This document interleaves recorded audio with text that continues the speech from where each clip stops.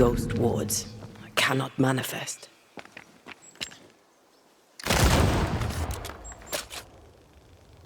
Sorry, not this time.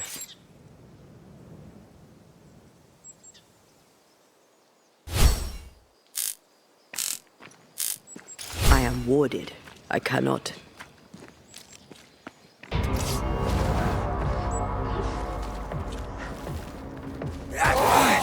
Think you could take on a ghost?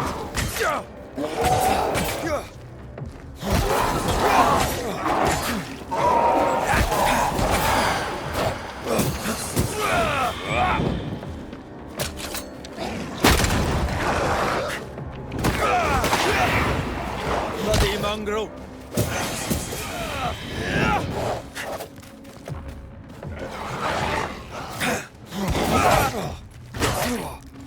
That's not good.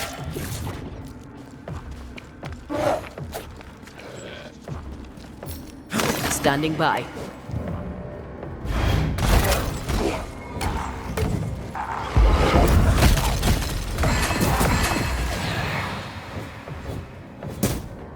Ready and waiting.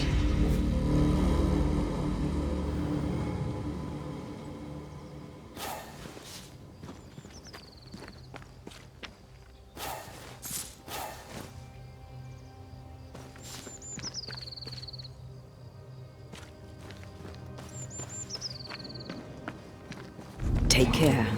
The place is warded.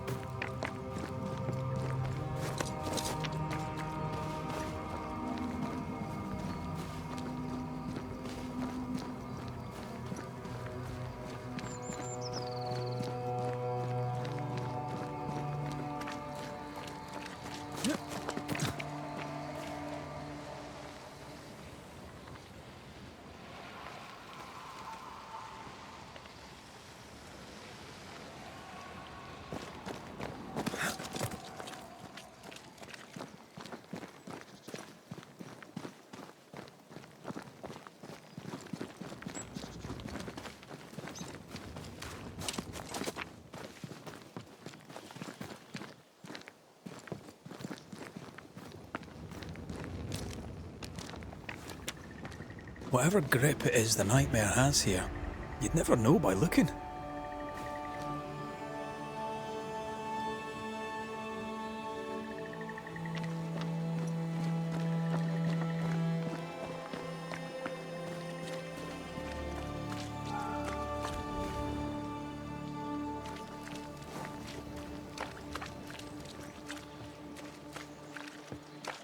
The bridge is up. Wonder why. To keep folk in, or to keep something out?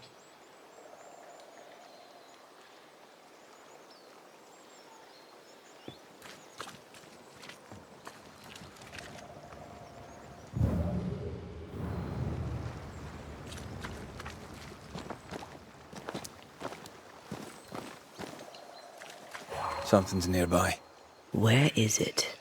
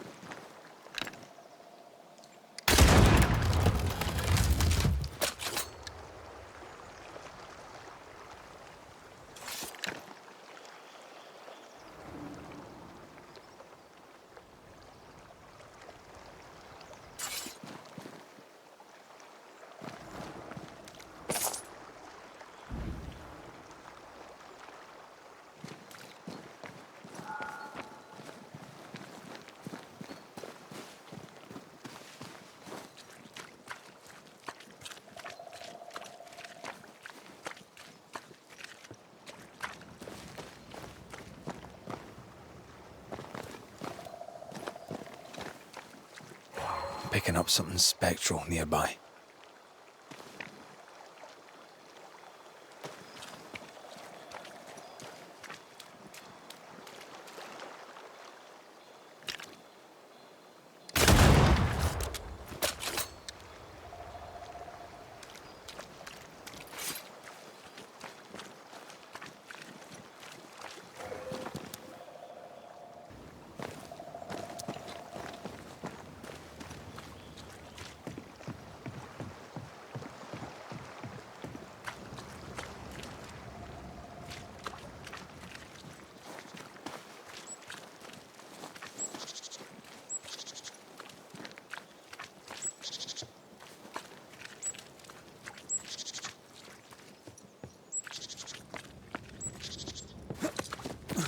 The village is full of ghost wards. They're afraid of something. Leave them up. Cause no trouble.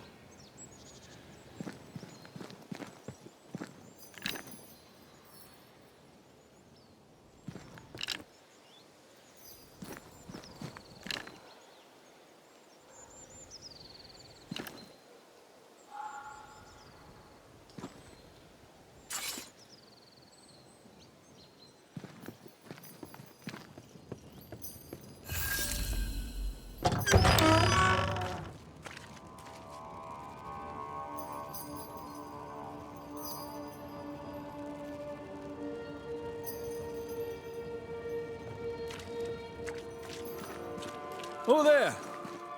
Anyone home? Where did they go?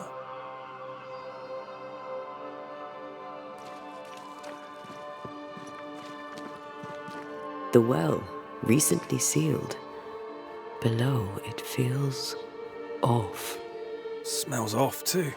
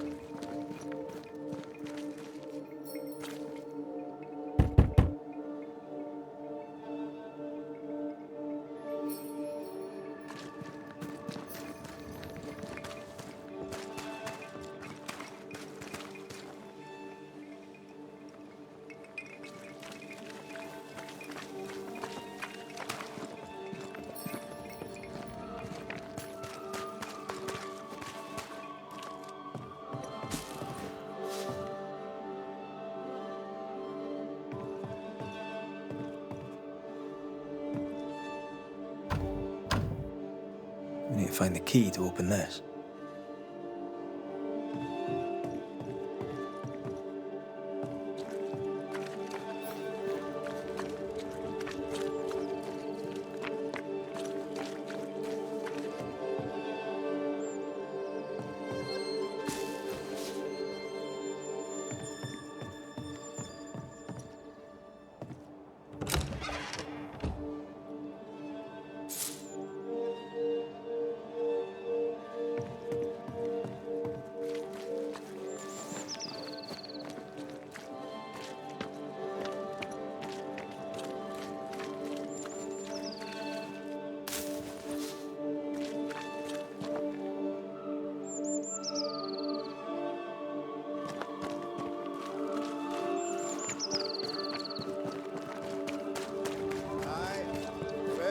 Haskell, though it bring demons down in great wrath upon my soul, do pray for those tongues and hearts fixed there on the fires, that from their foggy fury they be freed to return in glory to their faith. Aye, Fairfax Haskell, though it bring demons down in great wrath upon my soul, do pray that my faith, friends, find fortitude in our success. Exiled from our homes by the devil's machinations, we congregate before the Lord in this new meeting house. We gather, we worship, we overcome, and we shall be well protected by the holy ward my son now makes under my instruction. For I have spent hours countless in your service, poring through books and papers, devouring the oeuvre of my peers, that our meeting house be safe. Fairfax Haskell, for whom the word pompous was invented. Half built? Yes. Open to the four winds? Yes.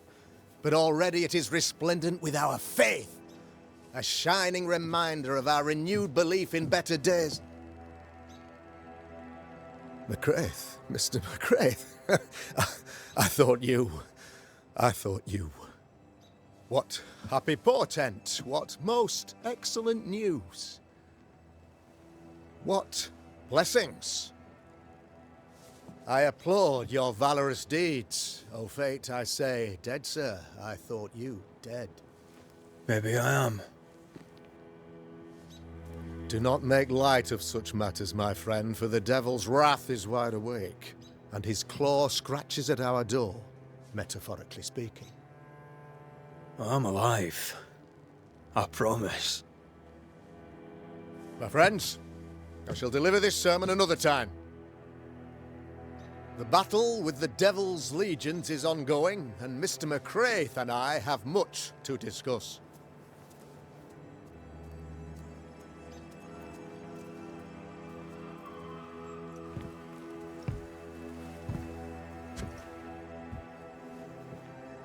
Thank you, Lammy.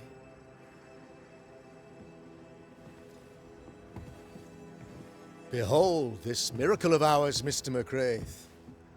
Exiled we, yet in our darkest hour we find the moral vigor to build this humble monument to resilience.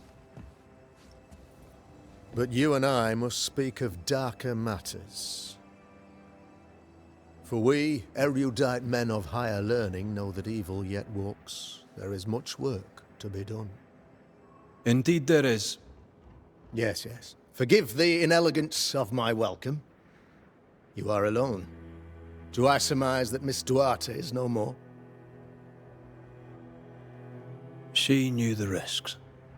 So will I go in unto the king, and if I perish, I perish. So said Esther to Mordecai. Such wisdom, such courage. I'm so sorry for your loss. Grief is a journey, long and painful, but you do not walk the road alone, I promise you. And there comes a time when you must let go and walk on alone. In time, God healed my wounds. May you too find peace. Now, I regret that even at this most burdensome time for you, I must move with haste to business and beg once more for your help. What's going on? It must be serious if you're asking for my help. Since your defeat at the meeting house, the devil, heartened and emboldened, goes from strength to strength. He insinuates himself among my people, reveling in the suffering of the disease he unleashes upon us. It pits one against the other. Suspicion tears this community apart once again. All this to weaken my people and lead them away from the light of God. In times of disease, you need doctors, and I'm no doctor. We'll not treat the symptoms, we'll tear out the root. An agent of the devil walks among us. A witch! You must find her, or him, as it may be. You and I share great expertise, but I'm a man of position, while you, sir, are much more familiar with field work. Go, meet my people, walk amongst them. Learn which of them secretly serves the demon, that we may expunge this evil malady from our body politic. What makes you think there's a witch at work here? Aye, sir, I'm a man of God and intellect. I can read the signs. When a so-called mystery disease afflicts half of my people overnight, there can be only one culprit. 'Tis the devil's doing, sir. Probably through one of his servants. For you see, I understood immediately that the water in the well had been tainted. There are no strangers here. You could self-accept it. No one has fled. The guilty woman, or man, I suppose, remains within the village. As evil walks, the evil are emboldened, but this witch shall see her downfall, or his, of course, as did the last one, as will the next. Some years ago, you may have heard tell of this, I made my name on the execution of a terrible witch. It pains me that I must do it once more. I am no witch hunter. My business is with the lingering dead. For a fee, yes, I know, but you can't deny evil practitioners exist. A few years ago, I had to cleanse this community from such a threat. Why would she curse your colony? Why would anyone choose to separate from God's flock?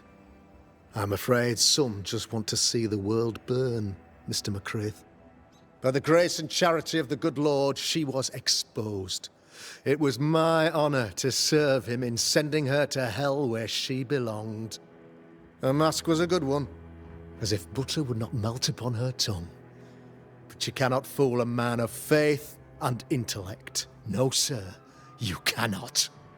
You'll not mind me saying it, but for a Puritan paradise, you seem to get more than your fair share of witches. God has not forsaken us, but someone here does the devil's work. Find me a witch, Mr. McCraith. Return this place to the Lord. I'm a working man, Governor, but the Lord does seem happy to pay, so I'll do what I can.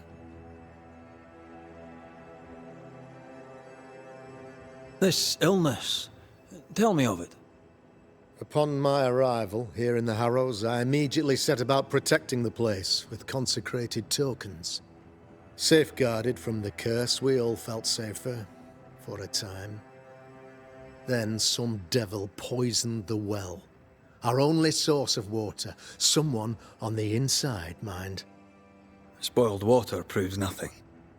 A wise point and well made, Banisher, if not for the fact that we have been, for months on end, under the obvious influence of a terrible curse. One way or another, the devil has found an agent among us, and who knows what nefarious ill-doing old Black Spy plans next. I noted your ghost wards with some interest. Ghost wards, an interesting name. I call them sanctifiers, a name more palatable to my flock. This requires a great deal of occult knowledge. Where did you learn your craft? Etienne Roulet, one of the greatest demonologists of our time, is a good friend of mine. I improved upon his work. Why did you not use them in New Eden when the curse began? It was more complicated to convince the whole congregation of the necessity to use magic.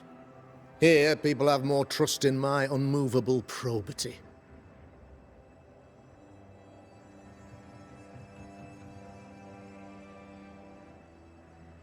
A man in your position must know what goes on in his own community. Why, of course, I know all that there is to know.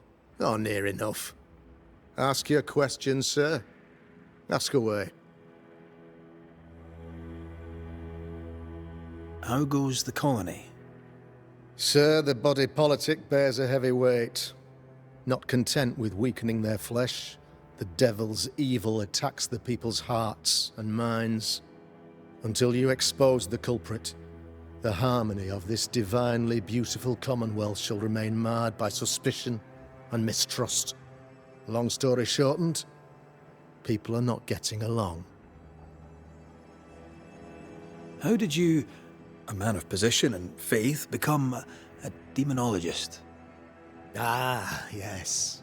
If you'll indulge me for a moment, I shall explain, in the briefest manner possible. Though blessed with intellect and no little faith, I also had privilege. I had the means for an education, time and place with which to study. For a time, my father was a pupil of Henry Boggart, the great demonologist. He had the books, I had the aptitude. When he passed, I donned his mantle. My father taught me about duty. I have gifts, faith, intellect, position. I must protect them. I must use them to protect my people. This is my duty. This is my burden. Your son, how would you describe him? Lamentation? How would I describe him? Well, he's curious. Inquisitive, I mean, as opposed to peculiar. Although he has his moments there, too. I tried to teach him demonology, to make him the third generation of witch hunters. But he revealed no disposition. Occult knowledge could only obfuscate his good nature. At heart, he is a naive boy who reads a lot and doesn't say much.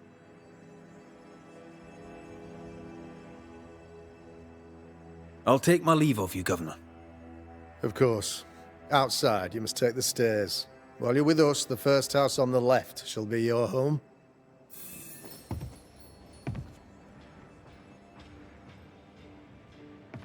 Another witch hunt.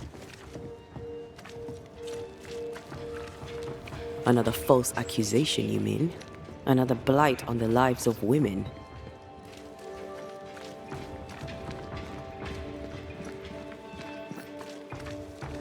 A real-life, actual banisher here in the Harrows.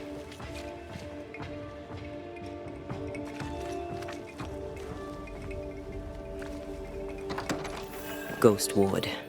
I think you can safely knock it over.